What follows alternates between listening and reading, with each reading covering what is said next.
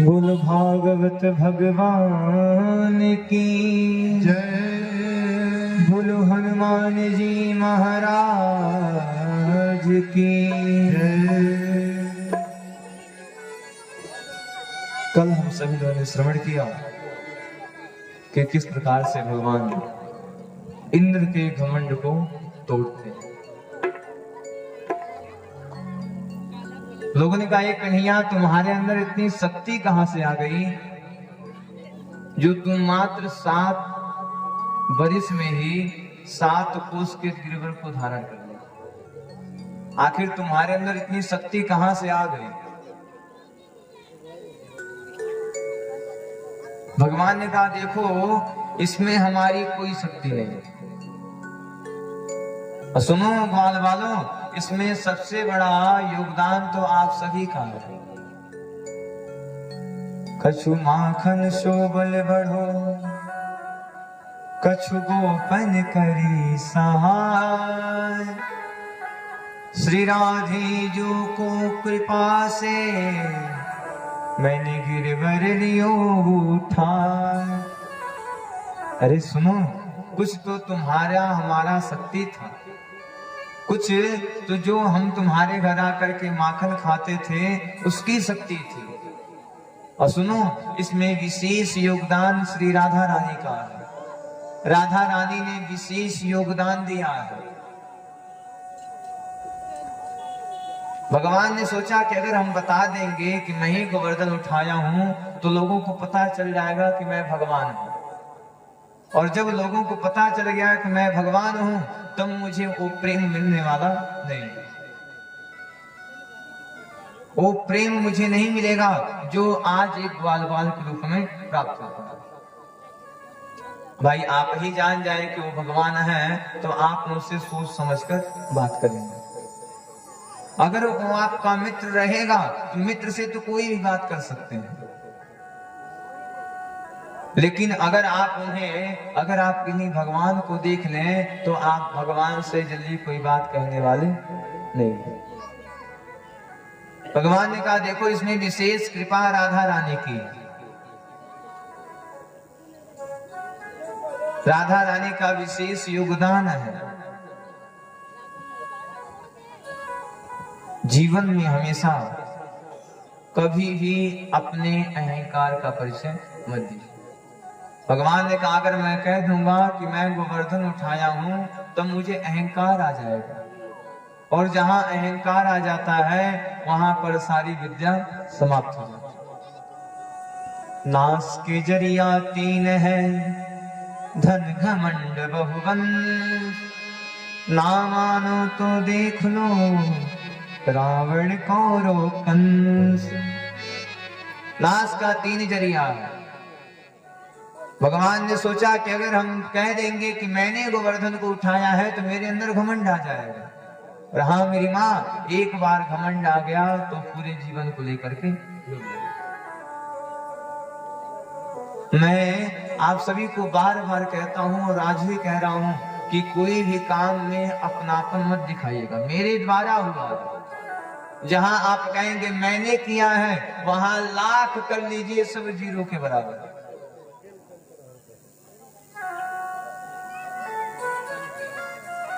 लाख कर लीजिए, वो सब 0 के बराबर है।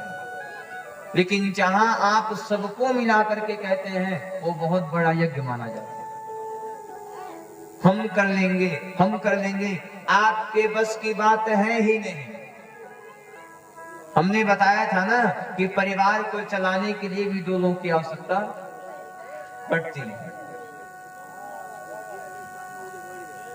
जीवन में कभी भी अहंकार मत करिए। जहां सुमति तहां संपत्ति नाना, जहां कुमति तहां विपत्ति निठाना। जहां भाई भाई में एकता रहता है, जहां परिवार वाले मिल करके रहते हैं वहां पर संपत्ति आती है। लेकिन जहां परिवार टूटा, जहां कुमति आया, वहां से विपत्ति आनी प्रारंभ हो जाती है। वहीं से समझ जाइए कि आपके नाश का घड़िया शुरू हो गई। सुखदेव जी कहते हैं, परीक्षित जी, मरने वाले व्यक्ति को 4 काम जरूर करना चाहिए। कितना काम? 4 काम। बोलो राधे राधे। और जोर से, और जोर से। ऐसा लग रहा है गांव में माताएं ही ज्यादा हैं। भैया जो लोग विदेश गए हैं कमाने के लिए। हाँ, सही बात है। ऐसे सुन लीजिएगा, एक कथा याद आ गई हमको कि गांव में कथा हो रहा था। तो आप एक सेठ जी थे और एक सेठाइन जी थे। सेठाइन जी रोजाना आके कथा सुनती थी और सेठ जी का मन कथा में नहीं। सेठाइन ने कहा, जी चलिए, अरे हम समान जी आए हैं, कथा सुना रहे हैं, कुछ कथा सुन लेंगे, जीवन कृतार्थ हो जाएगा। अब सेठाइन के बार बार कहने पर सेठ जी उनके साथ आ गए। और जैसे कथा में आ रहे हैं तब तक सेठ जी को देख करके अंशुमान जी कह रहे हैं, आइए आइए आइए। ध्यान दीजिएगा शब्दों पर। व्यास जी ने कहा, आइए आइए आइए। सेठ जी को कहा, जय हो, लग रहा है बाबा जी हमको ही बुला रहे। तब तक आरती हो गया। तो आरती के बाद भैया जी क्या कहते हैं संगीत वाले, बैठिए। तब तक आचार्य जी ने कहा, बैठिए बैठिए बैठिए। अब सेठ जी को लगा, जय हो, हम इतने बड़े प्रतापी हैं कि मेरा स्वागत भी किया गया है और हमें बैठाया भी जा रहा है। कथा प्रारंभ हो गई और कथा शुरू होते ही सेठ जी को नींद आ गई। सेठ जी सो गए, आरती हो गया। व्यास जी कह रहे हैं, जाइए जाइए जाइए। सेठ जी का नींद खुल गया, प्रसाद लेकर जाने लगे। रास्ते में सेठाइन से कह रहे हैं, कजी यही सब सुनने के लिए कथा में जाती हो? ये कुछ सुने खातिर कथा में जा रहे? आइए आइए आइए, बैठिए बैठिए बैठिए, जाइए जाइए जाइए। सेठाइन ने कहा, जाए। भगवान के भक्त रहता तो पूरा कथवा ध्यान से सुनने रहता हूं। समान मवखा का स्मरणी है, बड़ा शुद्ध रहता, बड़ा लायक रहता, बड़ा कर्म बढ़िया कहले रहता, कथा सुनने रहता। एक नंबर के अभागे बाबा। सेठैनिया की बात सुन करके सेठ जी ने कहा, सुनो, खबरदार अगर कल हमको लेके गई।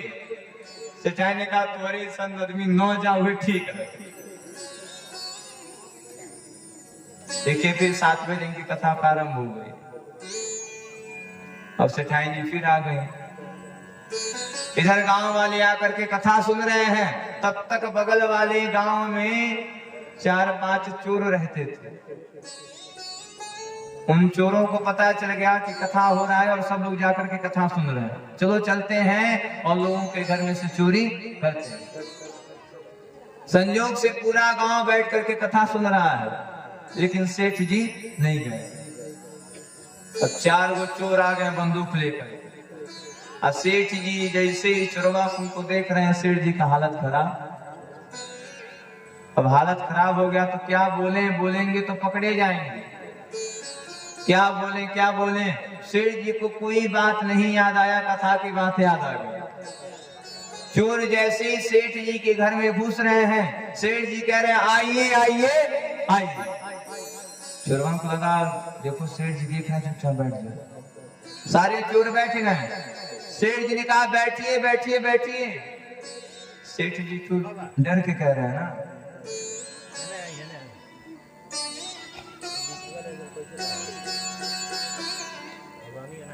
बैठिए बैठिए बैठिए।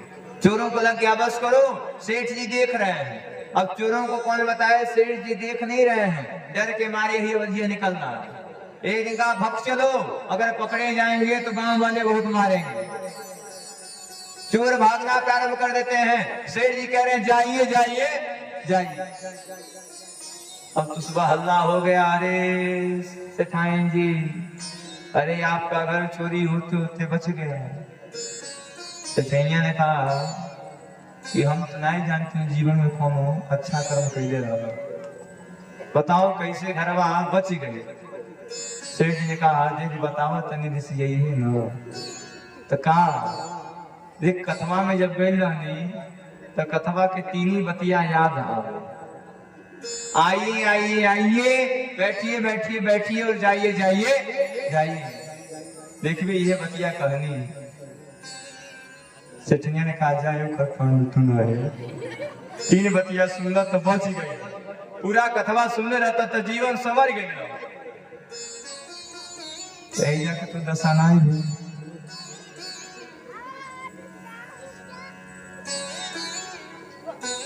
अच्छा कई लोग कथा में भी निमंत्रण को जो होते हैं कि हमें निमंत्रण मिलेगा तब चलेगा। अच्छा बताइए यहाँ आप किसी के शादी में आ रहे हैं या फिर अपने कल्याण के लिए आ रहे हैं? यहाँ आप अपने कल्याण के लिए आ रहे हैं या फिर किसी के शादी में आ रहे हैं? तो कल्याण के लिए आ रहे हैं तो बिना बुलाए आना चाहिए। कई लोग तो सोचते हैं अरे महाराज हमारे वहां निमंत्रण कार्ड आया है, अगर हम नहीं जाएंगे तो भी हमारे में नहीं है। यहाँ पे तो साक्षात एक आत्मा का मिलन परमात्मा से हो रहा है। कथा में बिन बुलाए आना चाहिए, बिन बुलाए बैठना चाहिए। कह दिया महाराज मरने वाले व्यक्ति को 4 काम जरूर करना चाहिए। पहला काम मरने वाले व्यक्ति को गौदान करना चाहिए। वह गाय दान देवे चाहिए जो पंडित जी की आजाद पंडिताएं के 2-4 बार पटके गैया उहे दियाला जे केहू न पूछो के बाबा पूछे जे केहू न पूछो के बाबा पूछे। ऐसे पंडित जी को पुत्र नहीं हो रहा था तो पंडित जी शंकर जी के मंदिर में गए, हे शंकर जी पुत्र नहीं हो रहा है, अरे महाराज पुत्र दे दीजिए। पहुंच गए वैकुंठपुर चौराहा पर, मन बना लिए कि आज शंकर जी को केला चढ़ाएंगे। दुकानदार भी आजकल होशियार हो गए हैं, पूछते हैं खाना है कि चढ़ाना है, तो खाने के लिए 60 रुपए वाला केला एकदम बड़ा बड़ा। सेठ जी ने कहा इससे छोटा हाँ हमारा 40 रुपया वाला है, एक दिन हुआ है वो। तब तक दुकानदार ने पूछ दिया है पंडित जी खाना है कि चढ़ाना है? पंडित ने कहा देखो महाराज शंकर जी के मंदिर में चढ़ाना है। अरे तो छोड़ो महाराज देखो 10 रुपया वाला रखे हैं, देखो अभी 1 महीना हुआ थोड़ा थोड़ा दबरा लेके जाओ। और सजिया के तो तनी सा दबत रहे। सेठ जी पंडित जी घर पे लाते हैं, रात होता है सुबह उठते हैं तो वो आधा पिलपिला होना शुरू हो गया। और पंडित जी केला लेकर गए, ले जाके चढ़ा दिए। शंकर ने कहा बेटा जिस तरीके से केला दिए हो वैसे पुत्र भी देंगे। शंकर जी ने भी पुत्र दे दिए। अब लड़का ऐसा हुआ कि जहां से पकड़ा जाए वहां से मुड़िए चपटा जाए। फिर दौड़ गया, अरे शंकर जी पुत्र ऐसा दे दिए कि जहां से देखो वहीं से चुकला हो जाता है। शंकर जी कहा बेटा तू केरवा के था पिलपिला देवा तो पिलपिल न पैबा। हाँ तो वह गाय गोदान में जाती है जो गाय घरे 2-3 जने के हाथ गोड़ तूरी दे, जो गाय न बेचार वो एकदम पलान बन जाए चला के गौदान कर। अब पंडियो जी खुश, हमारे जजमान जी गाय देता है आपको धंधे बने था इलाज बने जब मर कही नहीं ना दे रहा। जोन गाय को कोई ना पूछे, जोन गाय 2-4 जने के हाथ गोड़ तुड़ले रहे तो भाई गांव में हल्ला हो जाएगा, मर कहीं गाय है फिर बेची नहीं जाएगी। तुरंत प्लान बना लीजिए चलो इसका गौदान कर दें। पंडित जी खुश हो जाएंगे कि आज गाय मिलती है। अब पंडित जी के समझावे कि अपने तो चल जाएंगे जजमानी में, फिर पंडिताई जरूर दुर्दशा होगा कि पूछिए। जोन गाय की केहू ना पूछे ओके पंडित जी पूछे। अगर ये वैसा देवे चाहे जो जात 3 गो चिन्हा दे पंडियो जी की यहाँ, हाँ कि तिवारी जी की यहाँ से गई रहा। हाँ जब ले 2-4 जने के हाथ में पट्टी न बना काहे बनाई ल त गाय पटकलस गैया कहाँ से आएगा खरीद के नहीं जजमानी में से आएगा।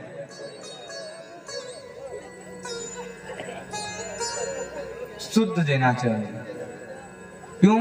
क्योंकि शुद्ध देंगे तो आप भी शुद्ध पाएंगे।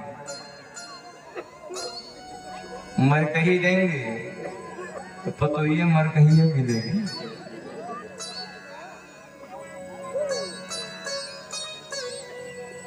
मत करिए, कोई आवश्यकता नहीं, लेकिन करिए तो शुद्ध करिए। अधगर गगरी छलकत जाए, आधी जो गगरी होती है उसमें भले ही पानी थोड़ा सा छलकता रहता है और लगेगा ऐसे कि मानो पूरा पानी इसमें भरा हुआ है। जिस विषय को न जानिए उस विषय में घुसने की आवश्यकता नहीं है। क्षमा करिएगा, भागवत और शिवपुराण के बाद दास कोई कथा नहीं करता और साफ मंच से बोल दिया जाता है कि भागवत और शिवपुराण के सिवा कोई कथा नहीं करता। जिस विषय को जानिए उसी में हाथ डालिए। हम आपको बार बार कहते थे और आज भी कह रहे हैं, भगवान को कभी मजाक मत बनाइए। मजाक बनाने में तो बड़ा आनंद आता है, लेकिन जब वो भगवान आपको उस फल स्वरूप देता है तब उसका भोग जो होता है वो देखा नहीं जाता। जिस विषय में आपको ज्ञान हो, जिस विषय में आपको जानकारी हो, उसी में आगे जाए। आजकल कोई इसको मानने के लिए तैयार ही नहीं है, कोई नहीं मान सकता। जिससे पूछो कहेगा अरे हम बहुत बड़े पंडित हैं, और किसी और को नहीं कहेंगे, हम अपने ऊपर ही कह रहे हैं। कई लोग गुस्सा आ जाएंगे, महाराज मंच पे बैठ करके हमारी बुराई करेंगे। अपना नाम, अपने की जिम्मेदारी स्वयं। बहुत बड़े पंडित हैं, जिस हमने पहले दिन ही कह दिया कि जिस मंत्र का आपको अर्थ न पता चले उस पूजा का कोई फायदा नहीं। मैं नहीं, शास्त्र कह रहा। वो पूजा तभी आपको फल देगा जब आप उसका अर्थ जानेंगे।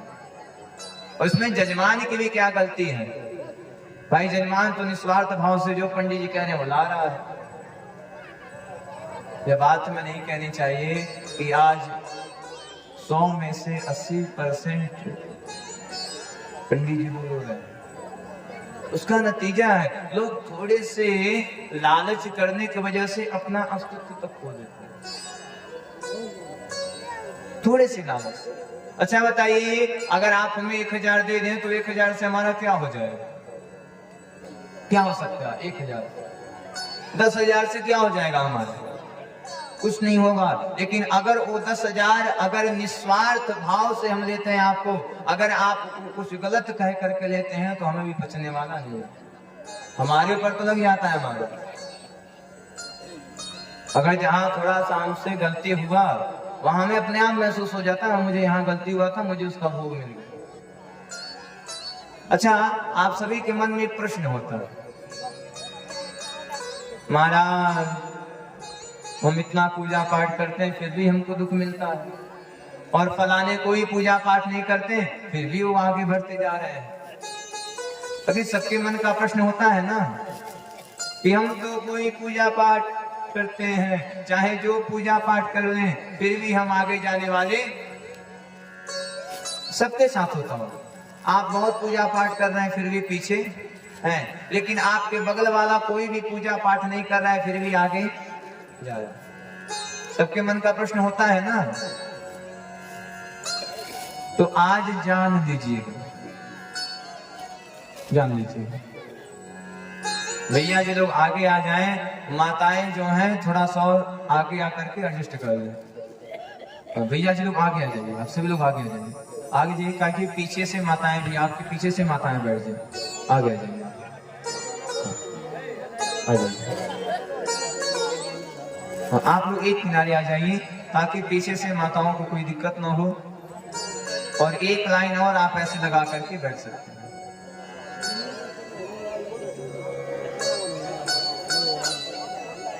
बोलो राधे राधे। और जोर से, और जोर से, और धीरे। बिलार में जा बीच में से। हम सभी के मन का प्रश्न होता है कि हम तो बहुत पूजा पाठ करते हैं, फिर भी हम पीछे रहते हैं, लेकिन फलाने कोई पूजा पाठ नहीं करते लेकिन हम आगे जाते रहते हैं। मेरी माँ, हाँ बापूजी, हाँ मेरी माँ, आज मैं बताता हूँ इसका कारण क्या है, ध्यान दीजिएगा। आप बहुत पूजा पाठ करते हैं, आपके नसीब में 90% पुण्य है और 10% पाप है। यानी कि 90 दिन आपको अच्छे से रहना है, 10 दिन आपको दुख भोगना है। भगवान सोचते हैं जब इसे 90 दिन सुख भोगना है तो क्यों ना पहले इसके कम पाप को मिटा देते। इसलिए भगवान आपको दुख दे देते हैं, तुम्हारा थोड़ा सा दुख है, दुख झेल लो, फिर तुम्हें ऐश करना है। लेकिन जो लोग पहले ही बिना पूजा पाठ के आगे बढ़ते हैं, उनके किस्मत में 10% पुण्य है और 90% पाप है। भगवान कहते हैं 90 दुख तो झेलना ही है इसे, चलो शुरुआत में गाड़ी घोड़ा के बहाने खत्म करो। मेरी माँ, दुख क्या है जानती हैं? मेरी माँ, भगवान दुख दे करके आपकी परीक्षा लेते हैं। हाँ बाबूजी, भगवान दुख दे करके आपकी परीक्षा लेते हैं। चलो देखूं यह भक्त दुख में भी हमारी पूजा करता है या फिर नहीं करता। क्यों? भगवान सोचते हैं अगर कहीं मैं इसे सुख दे दिया और सुख में जा करके हमें भूल गया तो मैं क्या करूंगा। तो चलो इसीलिए हम पहले इसकी परीक्षा लेते हैं। दुख उसे ही मिलता है जो भगवान का भक्त होता है। दुख उसे ही मिलता है जिसके अंदर सहने की क्षमता होती है। जिसके अंदर दुख सहने की क्षमता है ही नहीं, वो दुख कहां से पाएगा।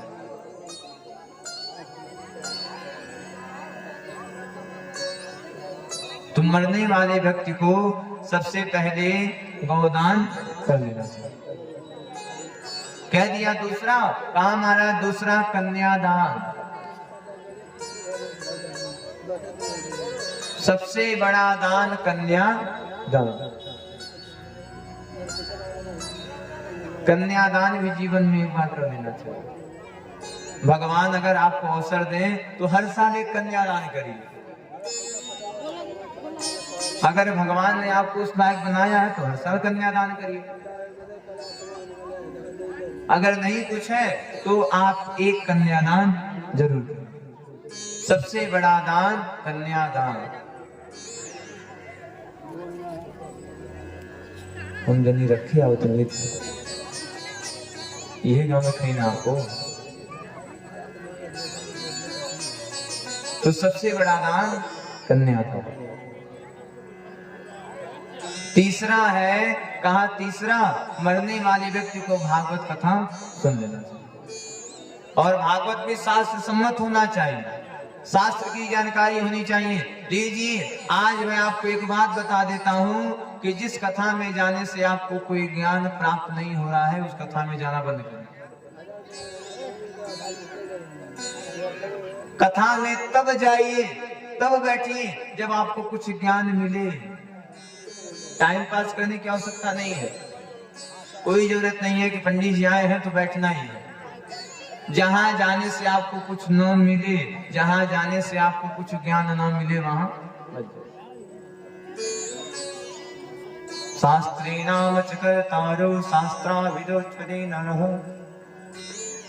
जो काम शास्त्र के विरुद्ध होकर के किया जाता है वो काम सफल होने वाला नहीं, कभी नहीं। शास्त्र सम्मत चलेंगे तो थोड़ा दुख तो होगा, थोड़ी परेशानी तो आएगी। मनुष्य का तन मिला है तो दुख परेशानी मिलेगा। और दुख परेशानी से आप डर जाते हैं, अरे भगवान दुख मिल गया, अरे भगवान कैसे आगे जाए। दुख से कभी भी हारना चाहिए ही नहीं। ऐसा मन में भावना बनाइए कि भगवान आपकी परीक्षा ले रहे हैं। दुख में और मुस्कुराइए ताकि भगवान को लगे देखो मैं इसे इतना दुख दिया हूं फिर भी यह हंस रहा है। रामकृष्ण की कथा सब लोग जानते हैं, सुदामा जी की कथा सब लोग जानते हैं। असली कथा यही है जो आपके जीवन की व्यथा को दूर करे। तो तीसरा है भागवत कथा सुन लेना चाहिए। चौथा कहा, चौथा है भगवान के नाम का गुणगान करना चाहिए। मरने वाले व्यक्ति को कौन कौन सा काम करना चाहिए, कितना काम करना चाहिए? हाथ उठाइए, कितना काम करना चाहिए? कई जन का 10 हाथ उठाए नहीं करना। अच्छा, कथा कौन कौन समझता है? किसे किसे कथा समझ में आती है? जेके आवत हुई वे उठाई है, ना आवत हुई तो तुम बात नहीं। अच्छा, कथा आपके हृदय तक जाता है या फिर इस कान से इस कान बाहर चल जाता है? घर पे जा करके कुछ सोचते भी हैं या फिर यहाँ सुने यहाँ से बाहर?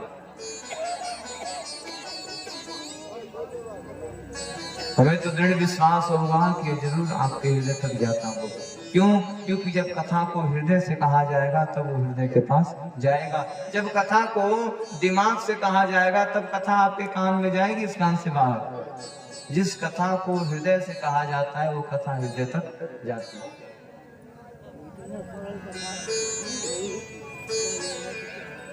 तो मरने वाले व्यक्ति को 4 काम जरूर करना चाहिए। पहला गोदान, कन्यादान, भागवत कथा और नाम जप करना चाहिए। अच्छा, हम सभी के मन में एक प्रश्न आता है, अरे महाराज शंकर जी की पूजा करें तो दुर्गा जी गुस्सा आ जाएंगे, और दुर्गा जी की पूजा करें तो हनुमान जी से आ जाएंगे।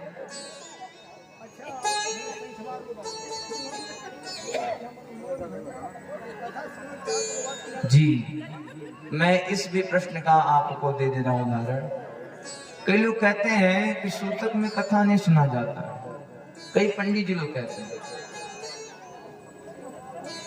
अनाधिकारी सृष्टे नाम ना बहुला परस्मिन भाषिता। अनाधिकारी से ज्ञान लेंगे तो उल्टा सीधा ही मिलेगा।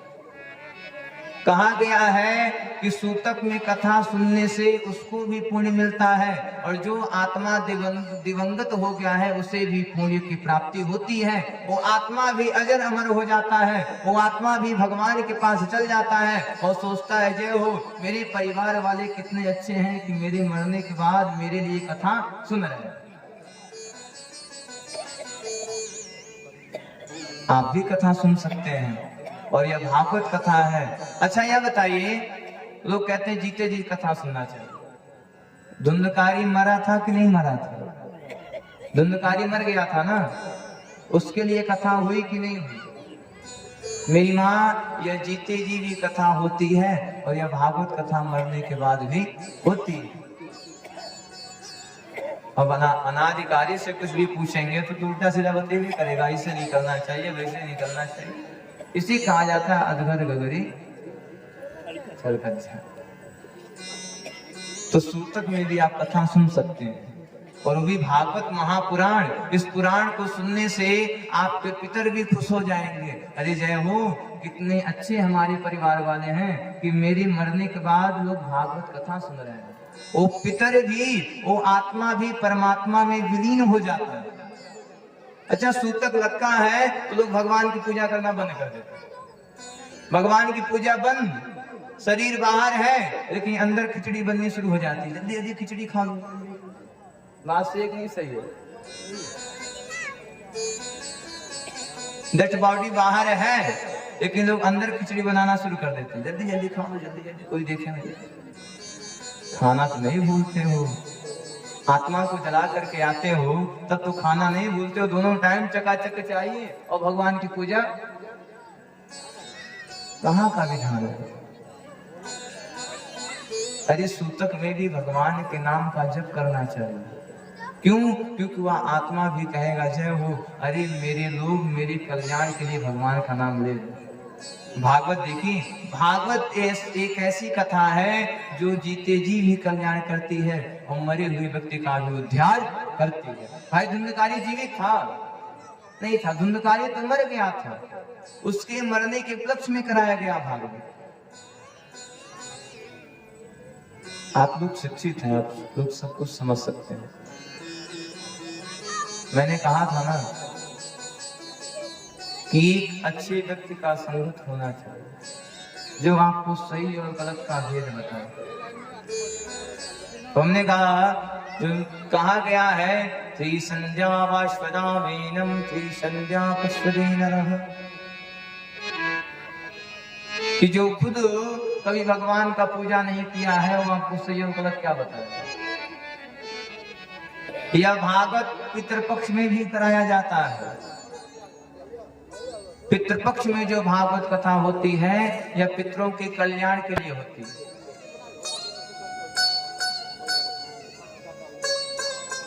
इतनी बड़ी बड़ी कथाएं होती हैं, पितृपक्ष में एक नहीं कई हजार कथाएं होती हैं।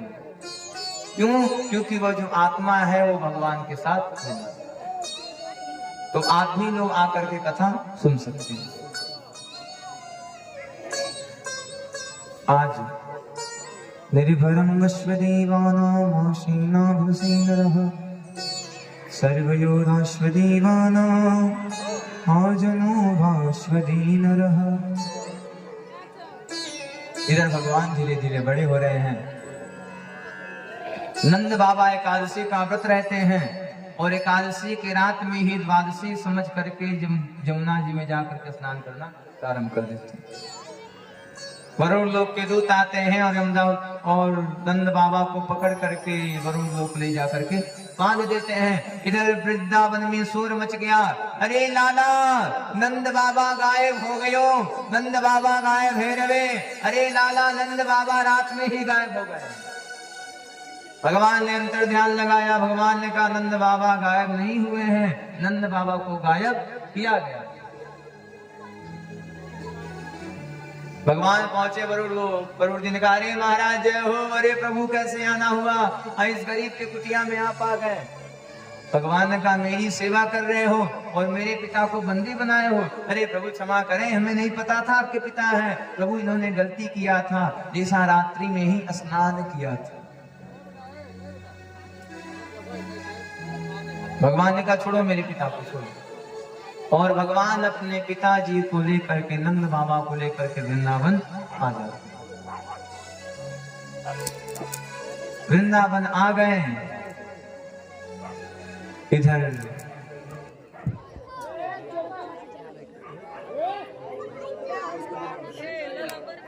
कि हरे राम राम राम राम राम हरे हरे, हरे कृष्णा